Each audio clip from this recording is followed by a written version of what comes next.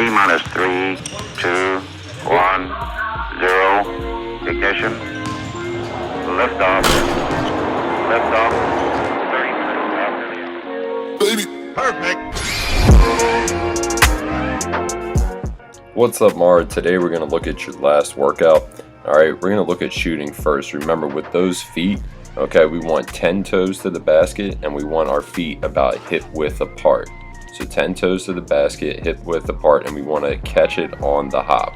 Alright, and we can do this whether that's off a bounce pass or a chest pass. The second part we're going to look at, okay, is your release. So remember, it's 5 fingers to the basket, okay, and we want it to release above our head. I wanted to give you an example to look at as well.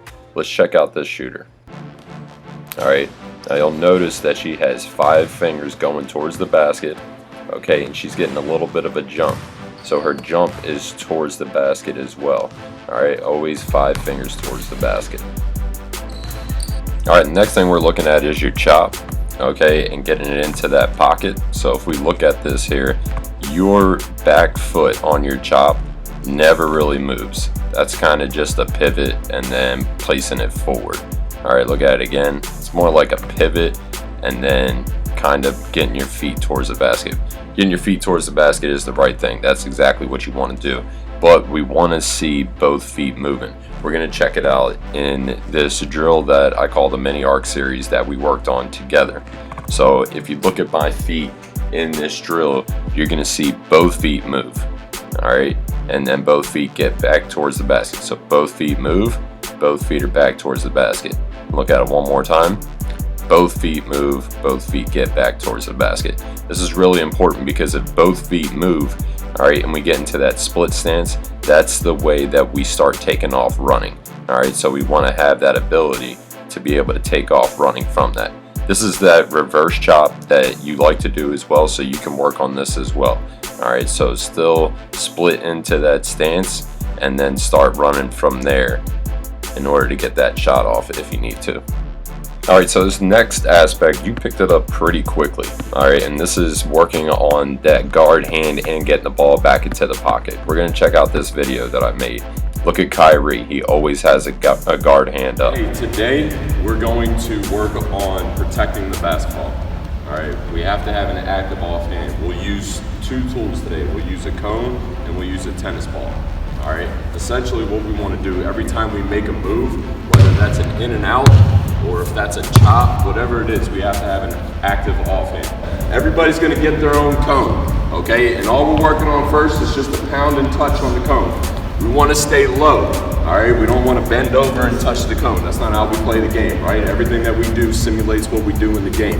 All right, so we're pounding and we're touching, pounding and we're touching, pounding and we're touching, pound and touch. Next progression, now we're gonna pocket dribble it.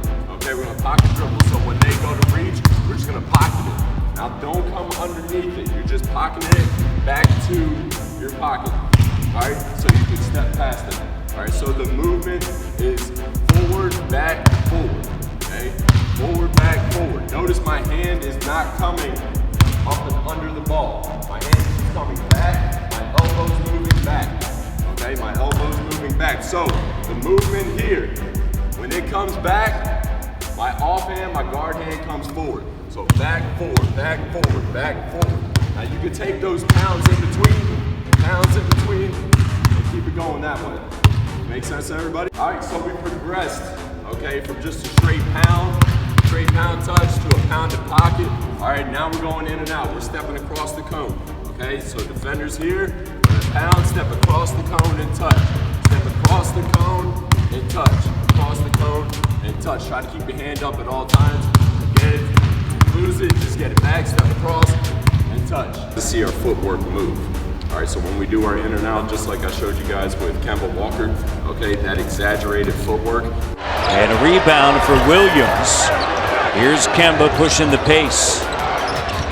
Walker using the Cody Zeller screen on the inside, and what a spectacular move by Kemba Walker. That was pretty. Fake crossover and just getting right by JV. In and out. 6-0 run by the Hornets.